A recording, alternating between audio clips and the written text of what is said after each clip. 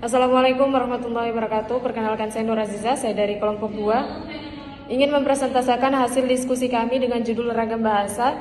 Sebelumnya terima kasih atas kesempatan dan waktunya sehingga kami dapat mempresentasikan hasil diskusi kami. Adapun latar belakang dari judul Ragam Bahasa yaitu bahasa Indonesia merupakan bahasa nasional serta bahasa negara bangsa Indonesia. Bahasa ini sudah dipakai oleh masyarakat Indonesia sejak dahulu jauh sebelum Belanda menjajah Indonesia. Namun, tidak semua orang menggunakan tata cara atau aturan-aturan yang benar. Salah satunya adalah penggunaan bahasa Indonesia itu sendiri yang tidak sesuai dengan ejaan ataupun kamus besar bahasa Indonesia. Oleh karena itu, pengetahuan tentang ragam bahasa cukup penting untuk mempelajari bahasa Indonesia secara menyeluruh. Akhirnya, kita bisa diterapkan dan dapat digunakan dengan baik dan benar sehingga identitas kita setiap bangsa Indonesia tidak akan hilang. Bahasa Indonesia perlu dipelajari oleh semua kalangan, semua lapisan masyarakat. Dalam hal ini tidak hanya pelajar atau mahasiswa saja, tetapi juga semua warga Indonesia wajib mempelajari bahasa ini. Dalam bahasa Indonesia itu ada yang disebut ragam bahasa. Di sini ragam bahasa merupakan variasi bahasa yang pemakaiannya berbeda-beda. Adapun rumusan masalah.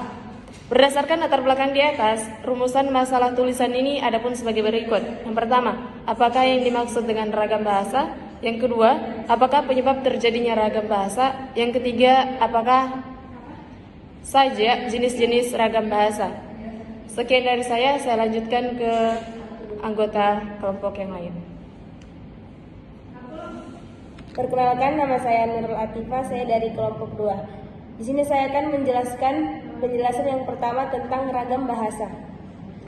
Ragam bahasa adalah variasi bahasa menurut pemakaian yang berbeda, menurut topik yang dibicarakan, menurut hubungan pembicara, kawan bicara, orang yang dibicarakan, serta menurut medium pembicara.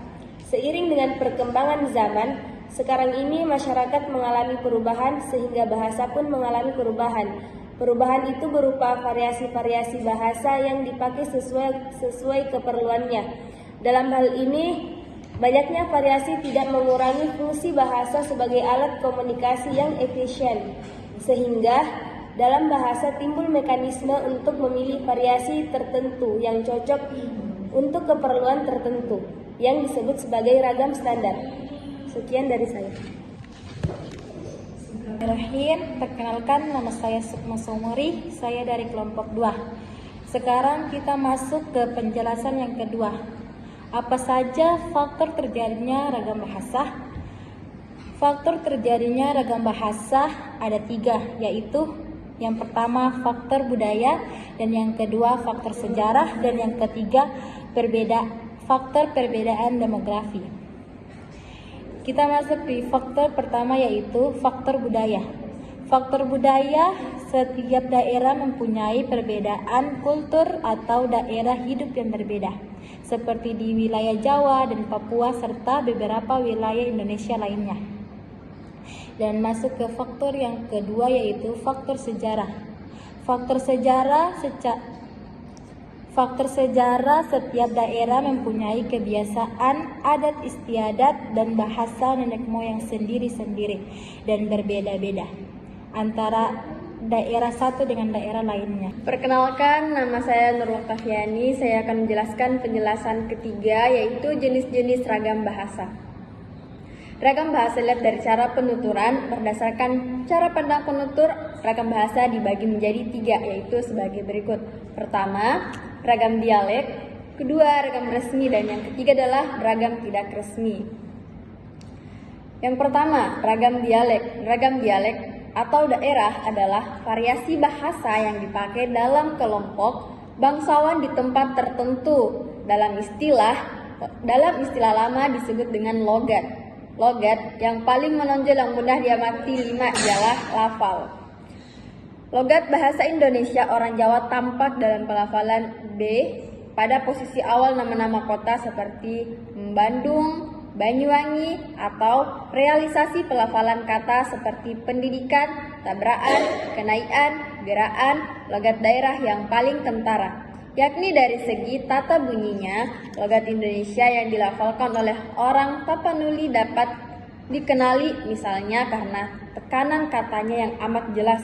Logat bahasa Indonesia yang orang Bali dan Jawa yakni pelafalan bunyi T dan D-nya, ciri-ciri khas yang meliputi tekanan turun naiknya nada dan panjang pendeknya bunyi bahasa membangun aksen yang berbeda-beda. Dan yang kedua, ragam resmi. Ragam resmi adalah bahasa yang digunakan dalam situasi resmi, seperti pertemuan-pertemuan, peraturan-peraturan, dan perundang-undangan. Ciri-ciri ragam bahasa resmi adalah sebagai berikut. Pertama, menggunakan unsur gramatikal secara eksplisit konsisten. Kedua, menggunakan imbuhan secara lengkap. Ketiga, menggunakan kata ganti resmi. Keempat, menggunakan kata bantu. Kelima, menggunakan EYD. Dan yang keenam, menghindari unsur kedaerahan. Selanjutnya dan yang terakhir adalah ragam tidak resmi. Ragam tidak resmi adalah ragam bahasa yang digunakan dalam situasi tidak resmi seperti dalam pergaulan atau percakapan pribadi. Ciri-ciri ragam tidak resmi kebalikan dari ragam bahasa resmi. Ragam bahasa resmi atau tidak resmi ditentukan oleh tingkat keformalan bahasa yang digunakan. Semakin tinggi tingkat kebekuan suatu bahasa, maka semakin resmi bahasa yang digunakan. Sebaiknya, semakin rendah tingkat keformalannya, semakin rendah tingkat kebakuan bahasa yang digunakan. Terima kasih. Perkenalkan, nama saya Hilda Izza Lutfi Amin. Saya perwakilan dari kelompok 2. Penjelasan selanjutnya, macam-macam ragam bahasa dilihat dari cara berkomunikasi dibagi menjadi 2, yaitu seperti di bawah ini. Ragam lisan. Ragam bahasa lisan adalah suatu ragam bahasa yang dihasilkan oleh alat ucap, organ of speech. Dalam ragam bahasa lisan ini, kita harus memperhatikan beberapa hal seperti tata bahasa, kosakata, dan lafal dalam pengucapannya. Dalam hal ini, dengan memperhatikan hal-hal tersebut, pembicara dapat mengatur tinggi rendah suara atau tekanan yang dikeluarkan, mimik atau ekspresi muka yang ditunjukkan, serta gerak tangan atau syarat untuk mengungkapkan ide sang pembicara. Ragam tulis. Ragam bahasa tulis adalah bahasa yang dihasilkan dengan memanfaatkan tulisan dengan huruf sebagai unsur dasarnya. Dalam ragam bahasa tulis, kita harus memperhatikan beberapa hal seperti tata cara penulisan, ejaan di samping aspek tata bahasa dan pemilihan kosakata. Dalam hal ini, kita dituntut untuk tepat dalam pemilihan unsur tata bahasa seperti bentuk kata, susunan kalimat, pilihan kata, kebenaran penggunaan ejaan, dan juga penggunaan tanda baca dalam mengungkapkan ide kita. Macam-macam ragam bahasa dilihat dari cara berkomunikasi, dibagi menjadi 2, yaitu ragam sosial, ragam fungsional, ragam jurnalistik, ragam sastra, ragam politik, dan hukum. Oke, terima kasih. Terima kasih. Perkenalkan, nama saya Sulesti Nur Hidayah. Jadi, setelah tadi teman-teman saya telah membacakan materi tentang ragam bahasa, di sini saya akan memberikan kesimpulan dari diskusi kami. Jadi, ragam bahasa adalah variasi bahasa menurut pemakaian yang berbeda menurut topik yang dibicarakan, menurut hubungan pembicara, kawan bicara, orang yang dibicarakan, serta menurut medium pembicara. Ragam bahasa ini timbul karena latar belakang budaya, sejarah, maupun letak geografis.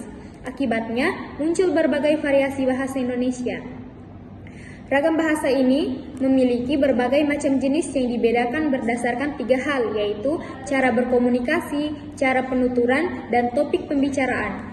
Dilihat dari cara berkomunikasi, ragam bahasa dibedakan menjadi 2, yaitu lisan dan tulis. Dalam hal ini, penggunaan ragam lisan lebih baik karena seseorang dapat langsung mengekspresikan apa yang ingin diungkapkan daripada menggunakan tulisan. Dilihat dari cara penuturan, ragam bahasa dibedakan menjadi ragam dialek, terpelajar, resmi, dan tidak resmi. Dilihat dari topik pembicaraan, ragam bahasa dibedakan menjadi ragam sosial, ragam fungsional, ragam jurnalistik, dan ragam sejarah, ragam politik, dan ragam hukum. Mungkin itu saya yang dapat kami sampaikan dari kelompok 2. Kurang dan lebihnya mohon dimaafkan. Besar harapan dari kami semoga tulisan ini bermanfaat bagi banyak orang, karena keterbatasan pengetahuan dan referensi dari kami sangat menyadari bahwa tulisan ini masih jauh dari kata sempurna. Oleh karena itu, saran dan kritik yang membangun sangat diharapkan agar tulisan ini dapat disusun menjadi lebih baik dan sempurna. Saya akhiri dengan ucapan wassalamualaikum warahmatullahi wabarakatuh.